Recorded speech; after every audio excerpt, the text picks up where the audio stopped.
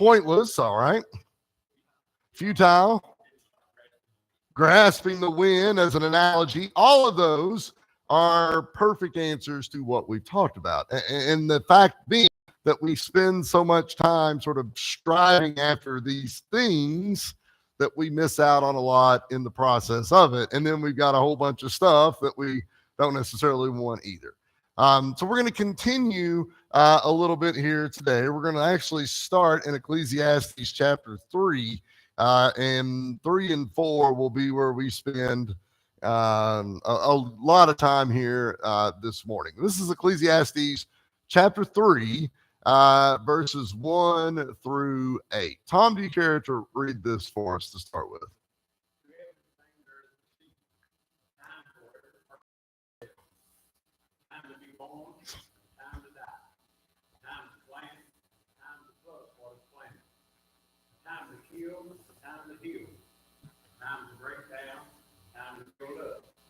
Time to weep, time to laugh, time to mourn, time to dance. Away stones, time to gather stones. Time to embrace, and time to refrain from embrace. Time to gain and time to lose. Time to keep, and time to throw away. Time to tear and time to sow. Time to keep silent, and time to speak. Time to love, and time to hate. Time of war, time of peace. All right. So I wanted to get through with what we got through with the other night because I thought this would be a really good place for us to start. And I want us to think for just a second about chapters 1 and 2. And we talked about how that sometimes when you read Ecclesiastes, especially those first couple of chapters, there can be sort of a defeatist attitude. We can look at that. You could have left here Wednesday night and thought, I don't even know if I want to go to work. I don't know if I really want to try to do good for others. Fill in the blank however you wanted to. But I wanted us to stop there because I think chapter 3 sets the stage for something for us to consider. So let's look at this question on the screen here. What is meant by the statement only in verse 1? Let's look at verse 1 real quick. To everything there's a season, a time for every purpose under heaven. We go no further than that, but just looking solely at that verse, how do you interpret it? What does it mean? There's a time to do everything, and we need to enjoy whatever it is we're doing. If it's time to work and enjoy your work, enjoy your job. If it's time to retire, then stop and retire. Whatever it is, be in that moment. Enjoy that moment because that's what we have. Okay. Others?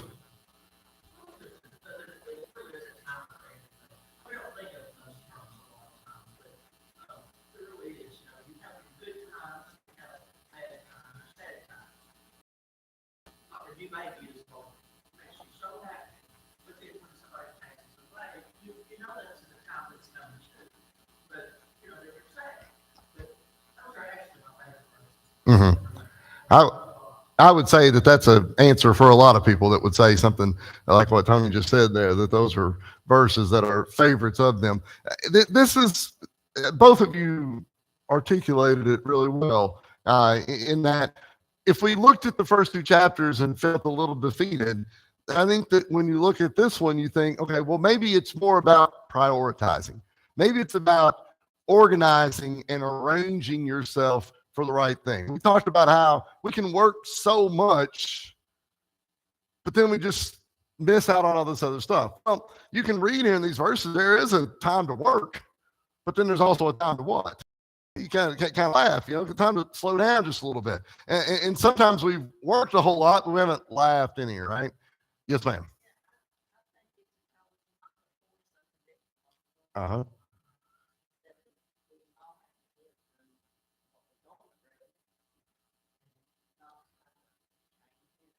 Okay.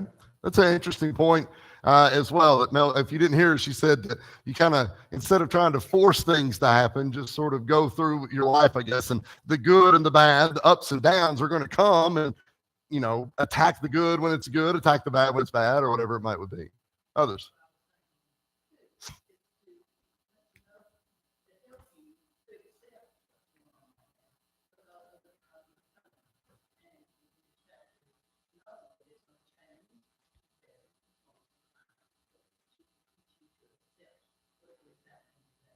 to kind of take what Connie said and go back to what Tony was saying a minute ago, she said, when a baby is born, you're very excited. But I don't think that the day you brought the baby home from the hospital, you thought, well, 70 or 80, the baby's going to die. You're not really thinking about that way, but that is something that's going to happen, right? And you start thinking about that later on or whatever. And you think about that with the person who's, in infirm health or whatever it would be. But every person that has ever died was brought home from the hospital or brought home or was a baby, at some point that's there as well. And it is, you're exactly right, Connie. There's an expectation of good, and then something bad will, I don't want to say something bad, but it's all part of a circle of life to take it just a little bit. What else? Yes.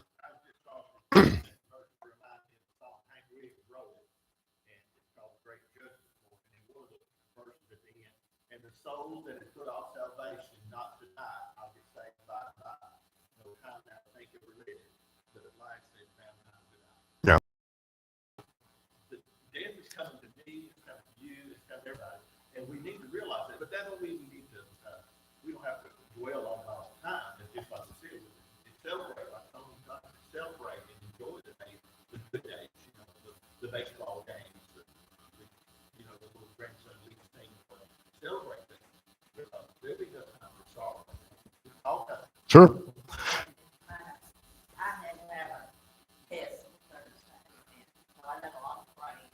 I felt the comfort in his people about it, and everything went so smooth. I didn't have to have any extra medication to get heart rate down. Everything was just going so smooth. But then I said, really get on Yeah. myself, and that's kind of what these verses are saying. Just go to the book Right. and deal with it. Right. And deal with it. Yeah, that's, and I think all of us kind of fall on that. Things are going too. You're almost waiting for the other shoe to drop, right? I can't have 3 good things in a row. There's something fourth bad is going to happen right here. Other thoughts on this? You're kind of answering the second part of the question, which was where we were going to go anyway. So, Mary?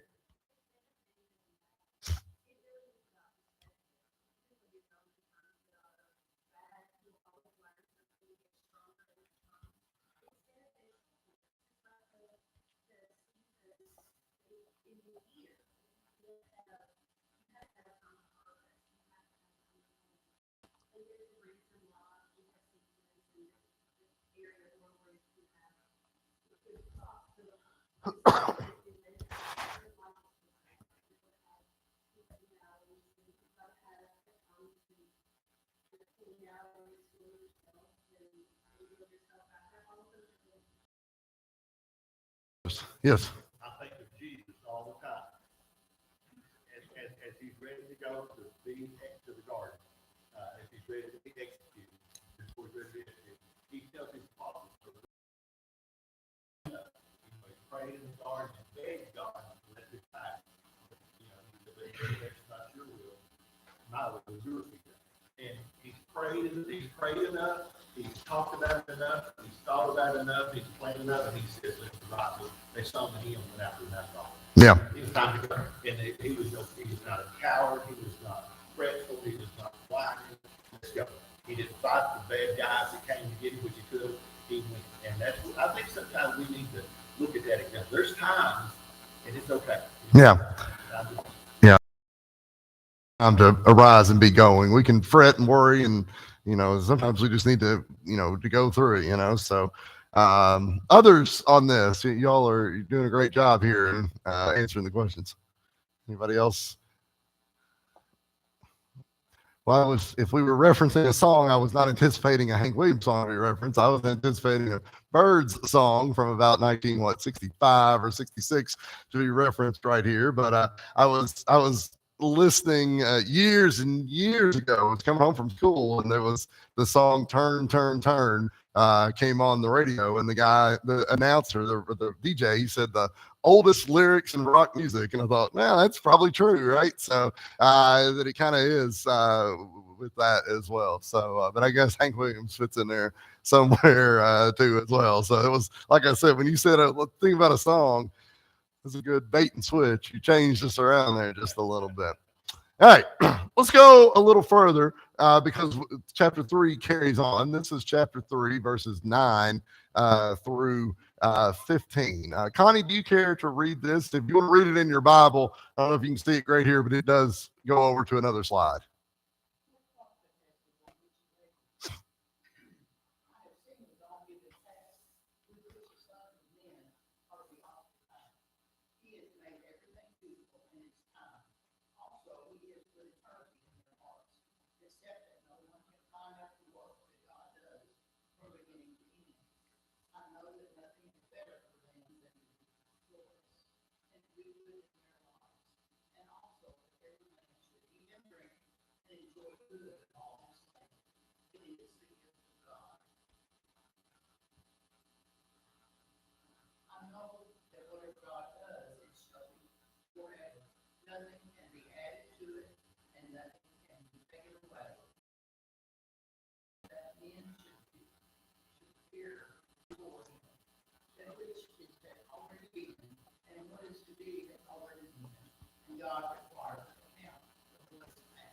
All right. So I've split these up just because I felt like they needed to be split just a little bit, but there is a bit of linking that goes right here as well. I want to think about this term here, divine providence, for a second. Don't really worry about the question, but just think about, what does the term divine providence mean? All right. So usually when we think about providence, we think about the will of God. Divine just sort of puts a little extra on top of it, right? So it's the will of God. And so if we want to read this, let's take the word divine providence and draw a line through it. And let's instead rephrase the question, will of God. Okay? So what characteristics of the will of God are set forth in verses 1 through 14? Because we can go back to what we read in verses 1 through 8 a minute ago as well. Man can do nothing to change it. What else? Some things are meant to be. I think God has set his creation in motion, and that motion will continue unabated until God says it should. And I think we forget about that. Mhm. Well, man's going to mess this up, he probably will. And man's going to mess this up, he probably will. But he'll do some good here, and he'll do some not so good here. But God probably, if this is going to unfold seamlessly until God says it's over. Have you all ever, maybe when you were younger, went to the fair or to carnival or something like that? How many of you guys have been to the county fair or something like that? How many of you have been to maybe like Kings Island or something that's maybe a similar thing, but it's a little maybe higher level? We'll put it that way. There were times when we were growing up going to the fair, which was a lot of fun because the kids don't understand this now, but it was the only time in the summer you got to see a lot of people was at the fair, especially if you lived out in the country. And so we would go to the fair and you got on a ride that was far too rickety, right? You know, it's like it had most of the bolts. It felt like it needed all of the bolts. You know, you got on and it rattled just a little bit. And the person that was pushing the button, and the button it was a rubber button, but the rubber had been peeled off. That was a problem. And so he was pushing it, but he was also smoking, and I'm almost sure he was drinking, and he was definitely looking at girls, and he was not paying attention to the machine. And he'd push it. And it was funny because when you were on it took 30 seconds for the ride. And then you're on it, and it took 500 seconds for it. And you're like, it would be really nice if he would push this button. And you thought, this is the person that I have willingly handed over money to be in control of me, right? That person was in control. And unfortunately, it was a lot of chaos going on in there, right? And you're thinking you're going to die. Well, God is in control, right? But sometimes the wheel gets a little loose. Sometimes we kind of feel like we want to get off the ride just a little bit. Sometimes we're troubled by what we're seeing necessarily. And when we look at this, if we can figure out that God is in control, well, it'll be the good and the bad. There's a time, as Mary said a second ago, the seasons of things where the good things happen, the bad things happen, or whatever it might be. We are just stewards in this life, right? Isn't that a term that's used a few times in the Bible, that we are stewards as we go through this, but God has control. Yes, ma'am.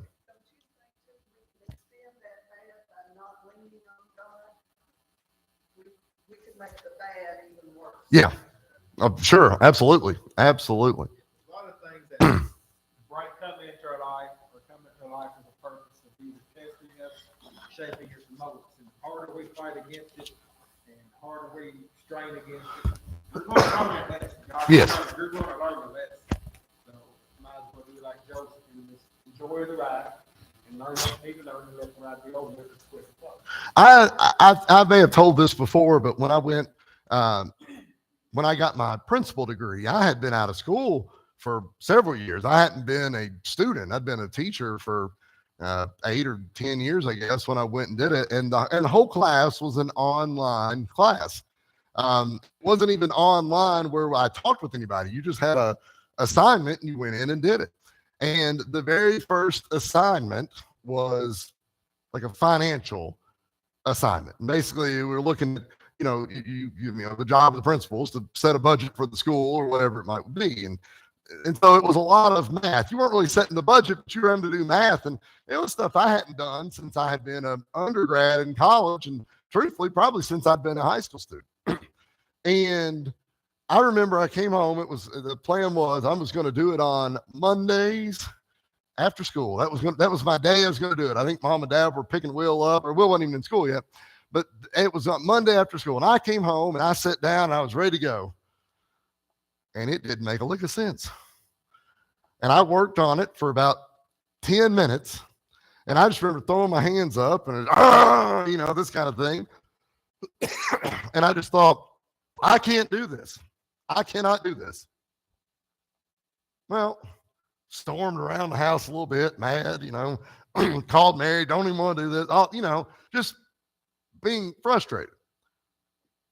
But I just remember thinking afterwards, like, I already signed up for it.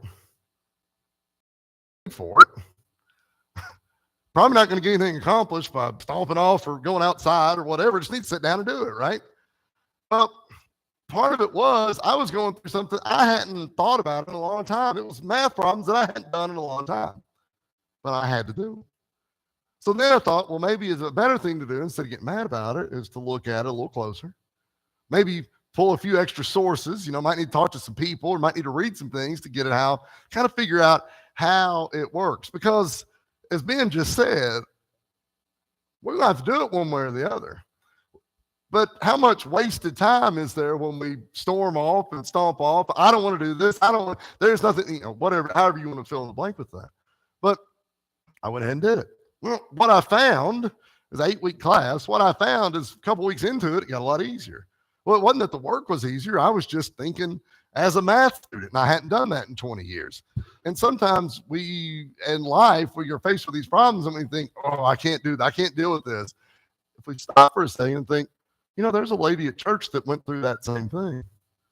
What if I talked with her about it? It may not help 100%, but it might give a little bit of comfort. And so I think when we realize that God's in control, that seasons for everything, then we have to figure out what we need to do within that. And it's not ever been successful in the Bible for people to buck up against God, right? That never works.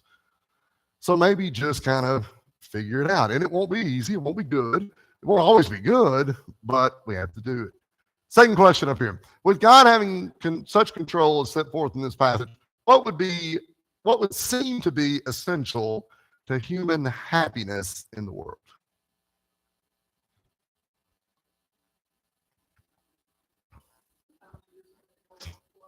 Mm-hmm.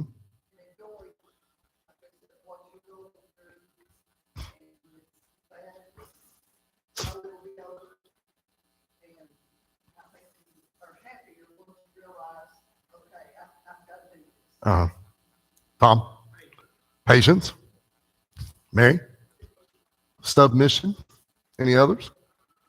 All good words here. You keep your eye on the prize, which is heaven. And I often thought this about poor slaves, you know, kicking cotton and rope together and taking born slavery, a lot died slaves. And but they still made the most of it. You know, they enjoyed their lives as best they could, and they look forward to one of these days to do that. And that may make a ton in your life, Mhm. but it certainly will come to hereafter. And I know there'll be a lot of slaves in heaven that will be glad to be tough time. And I think Job comes to my mind. Job didn't do anything wrong. He gets treated terribly. He gets lied on, you know. He winds up in jail and all this just bad. And then he had every chance in the world to seek revenge against his family Right. and save his people. So I think we have to keep our eye on the prize. What I think. Any others on it? I think Peter is in verse 12 and 13 says, I can see there's nothing better than to be joyful and do good. Uh-huh. Try to make the world a better place, a little happier for the guy beside you. And just enjoy everything is beautiful in it. Enjoy whatever time or season you're going through. Connie?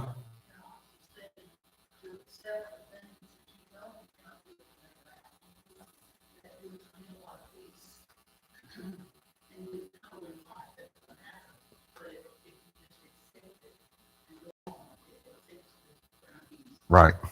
And maybe just try to do the best with that, and try to learn from it, as we've seen other people say here as well. It's like at work. Most of us will either work or have work or still working. You've had one boss in your time that whatever he does not make a lick of sense. It makes your job harder, it makes your job longer, and all these things. And you can fight and scream and kick all you want to. He's still the boss. You still got to do it. Right.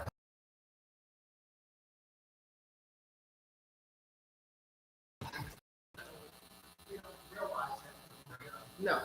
And I think as you get older, you tend to not bad with your pickups and all that. And you don't really understand as much as. Right. And it's easier now.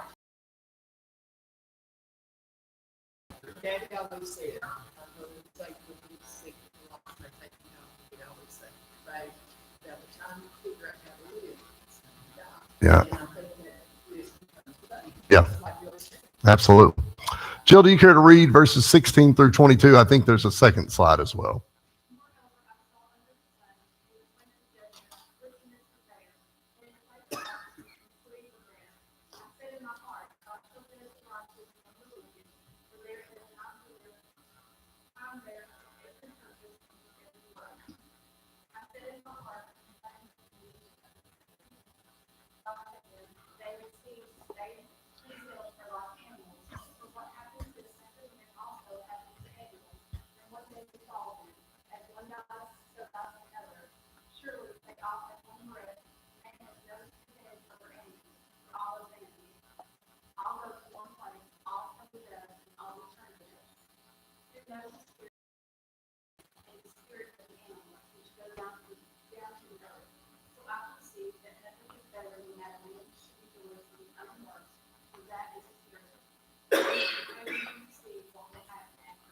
We want to mention here, I'm going to ask a couple of questions here, but I think in these verses, when we're talking about, he's talking about the body that we get to inhabit for a certain amount of time. And it goes on there toward the end, what Jill read about soul and all that, the spirit of man. But I think we're talking about just the body that we get for however long it is that we get. Let's look at verse 16. What did the author see here in verse 16?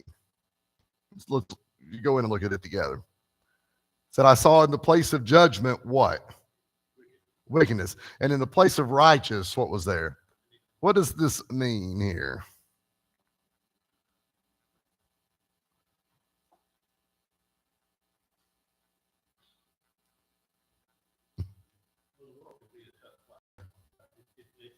We see this all the time. The guy gets $50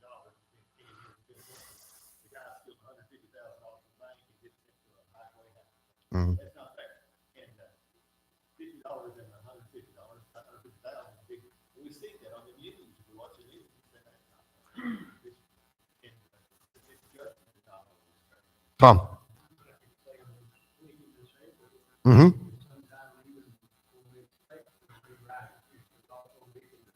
Tom, almost word for word, I had written down there was good and bad places.